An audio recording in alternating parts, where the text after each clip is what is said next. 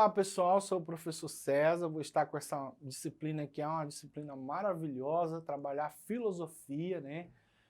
Esteve com vocês aí outros professores, espero que, né, consiga, né, superar o gadernal desses professores. O conteúdo hoje, vamos estar trabalhando sobre o conhecimento sobre o papel da filosofia ao longo dos séculos. É um conteúdo de primeira série, estamos na 8ª aula do primeiro bimestre de 2021, tá bom, gente? Então, você já imaginou qual é a importância da filosofia, né, ao longo dos séculos? Talvez você já tenha até se questionado, para que serve filosofia mesmo, né? Muita gente às vezes pergunta, né, para que serve o filósofo na sociedade, né? A gente olha, por exemplo, um engenheiro, né, que estudou muita matemática, ele vai construir ponte, né, uma pessoa que vai fazer lá o bacharel em medicina, ele vai ser um médico, né, ele tem uma função, um cara que vai estudar o bacharel em direito, ele pode ser um advogado, um juiz, né, um promotor, mas o filósofo, para que serve a filosofia, né? Então a gente vai começar a dar essa entrada, a gente vai usar um textozinho de apoio para a gente poder fazer aquele acompanhamento didático e a gente esteja dentro do raciocínio lógico, tá bom, gente? Vamos lá, eu vou compartilhar com vocês e vocês nos ajudem aí na leitura, tá bom?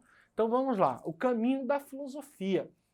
Desde a intervenção da palavra filosofia por Pitágoras, Pitágoras aí, gente, é o pai da matemática, tá? Ele é um pré-socrático, né? Ele está antes de Sócrates. Temos diversos problemas filosóficos e diversas propostas a cada um deles.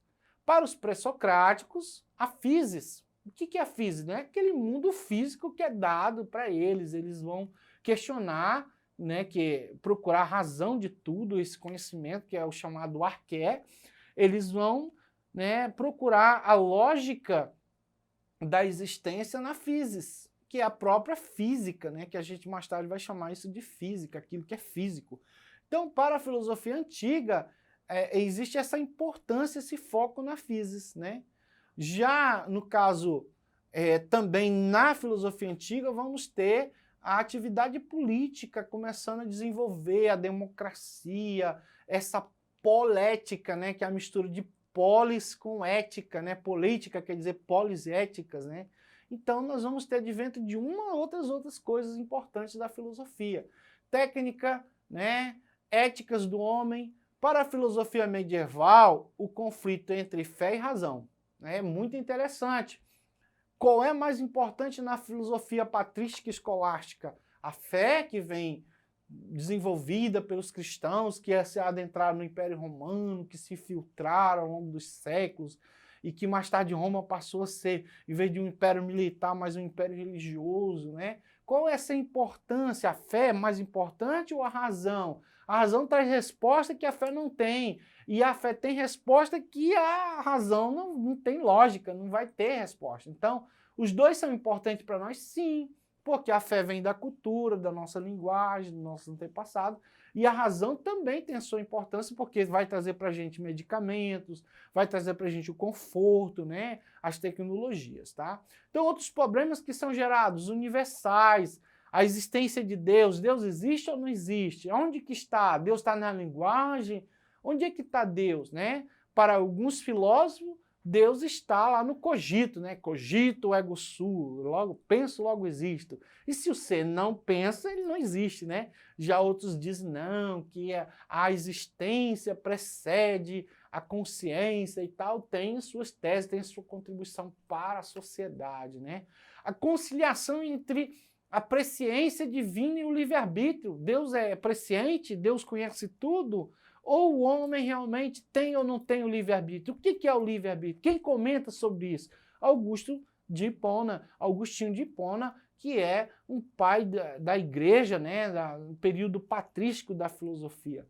Para a filosofia contemporânea, diversos problemas a respeito da existência, da linguagem, da arte, da ciência, entre outros. Então nós temos aí, nesse pequeno texto de introdução, muita coisa que isso aí dá pano para manga para a gente passar aí, né, 5 horas falando, fazendo palestra nessas temáticas que são muito importantes, né, e a importância dela para a sociedade. Tá bom, gente? Vamos prosseguir no próximo slide, a filosofia no mundo da literatura. Então, a filosofia ela é feita também pela literatura. Lembrando que é claro que teve filósofos que não escreveram nada, é o caso de Sócrates, né? Quem vai escrever é Platão, que vai pegar as conversas, os diálogos e vai vai produzir os seus livros. Mais tarde, posteriormente, Aristóteles também vai escrever, mas Sócrates não vai escrever nada. Ele vai indagar as pessoas, vai questionar as pessoas, ironizar os seus conhecimentos e produzir a maêutica, né? Então nós temos também uma diversidade de formas literárias da filosofia. Por exemplo, Parmênides escreveu em forma de poema. Homero, Esílio também foram poemas, que deram origem à Ilíada, à Odisseia, à Teogania, né? Então nós temos aí poetas que trazem um mundo místico, que passa a ser verdadeiro, acreditado como única verdade, né? Que vai estar transitando no pensamento e no imaginário desse povo aí que está no período antigo, tá? Então Platão escreveu os diálogos platônicos, né? A República, na verdade, são diálogos, é Sócrates conversando, trazendo temática como justiça, né? Como conceitos de amor, né? Então a justiça vai sempre ser preponderante nesses diálogos da República de Platão. Eu convido vocês a lerem. É uma leitura muito agradável, gostosa, que provoca nesse livro também, que vai conhecer, por exemplo, o mito do Anel de Giz, que mais tarde deu origem ao filme lá do Senhor dos Anéis. É fantástico, é só a gente conhecer, né? Então vamos ter os diálogos, Epicuro escreveu cartas, Tomás de Aquino, ele escreveu um método, que é o Quaestio Disputatium, né, que é uma palavra em latim, né, que é uma obra que ele fez. Nietzsche escreveu aforismos, que são exemplos de literaturas aí que estão questionando o mundo, questionando a filosofia, questionando as coisas que são dadas e que são válidas, que são verdadeiros esses pensamentos desses grandes filósofos, né, para o mundo. Isso está em literatura. Professor, na época que surgiu esses pensadores, todo mundo sabia ler? Não, nem todo mundo sabia ler, né? Nem todo mundo, mas quem sabia ler e tinha acesso a esses questionamentos, eles revolucionaram o mundo. É tanto que o iluminismo é um grande, né, um grande momento na história da humanidade graças a isso. Tá bom, gente? A filosofia da linguagem, a compreensão que temos por vez da filosofia como uma atividade reservada apenas aos gênios, né? Portanto, não precisa se preocupar em fazer ou entender, né, o ser humano. Então, não é assim, gente. As pessoas costumam dizer, quem é filósofo é somente quem é gênio. Não, às vezes uma pessoa simples que faz uma leitura. O filósofo não é simplesmente aquele que está na academia, que vai para a faculdade, que tem um diploma, né?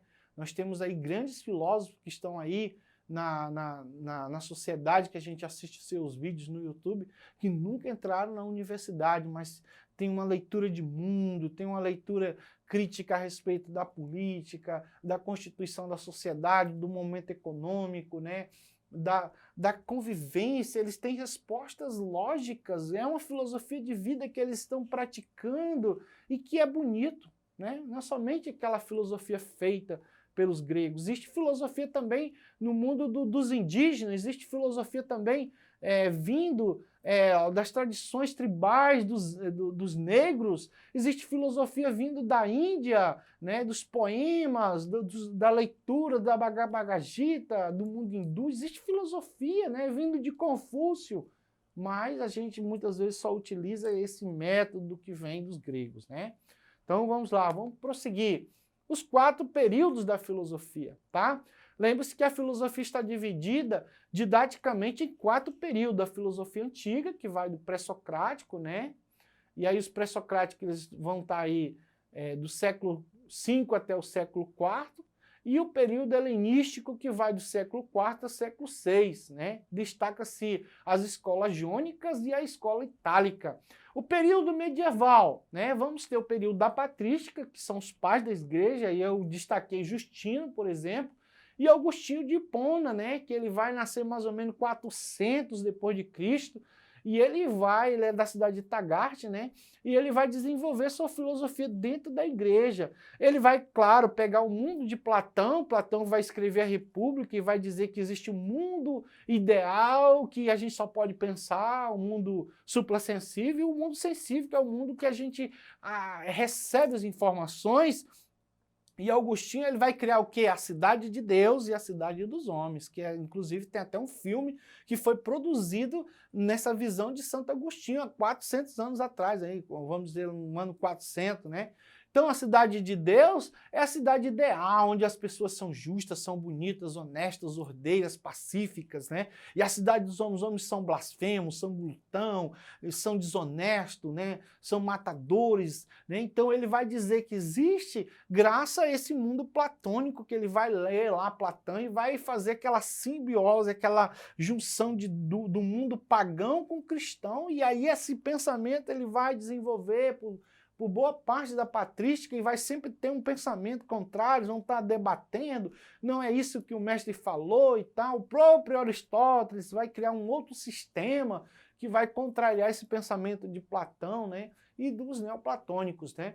Então nós temos aí o período da patrística e da escolástica. A escolástica já, o grande, né, pai desse período aí, que foi um grande pensador, que vai se apoiar justamente em Aristóteles, é São Tomás de Aquino.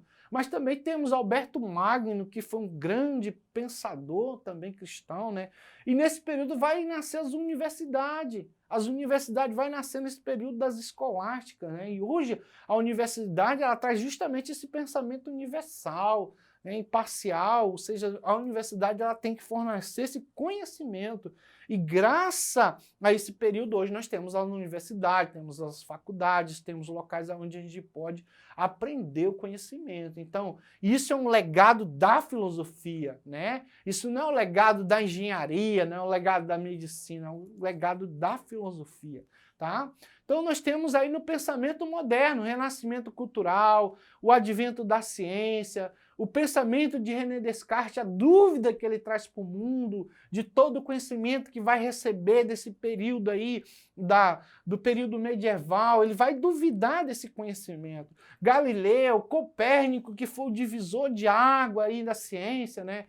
As ideias da estética, né? Que a estética, a arte produzida, ela não podia ser uma arte alienada, né? As ideias dos gregos, as ideias de Nicolau Maquiavel, que veio fazer a divisão da ética na política, essa ética construída por Aristóteles, que ele vai dizer que o homem só é feliz na cidade, ou seja, o homem só pode produzir ética na cidade. Então, para ele ser feliz, ele tem que estar lá, tem que procurar a virtude, ele não pode procurar o vício. Então, nasce a ética, a política ou a poética nasce com Aristóteles. Quem divide é Nicolau. Diz que não, nem sempre, né? Nem sempre é necessário ser ético para ser político, né? Então, nós temos aí a grande importância de Nicolau aí para a sociedade, tá? E a contemporânea, vamos ter o materialismo, né, histórico dialético de Marx, tá? Os pensamentos de Augusto Comte, que é o positivismo,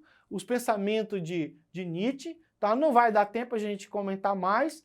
Aqui nossas conclusões você vai printar aí, tá? E aí o nosso exercitando você printa também, tá bom? É um questionário sobre Maquiavel e a resposta certa é a C. Professor César, fica aqui, acesse a plataforma Eduque, vá lá, webaulas.ead.ce, um grande tchau.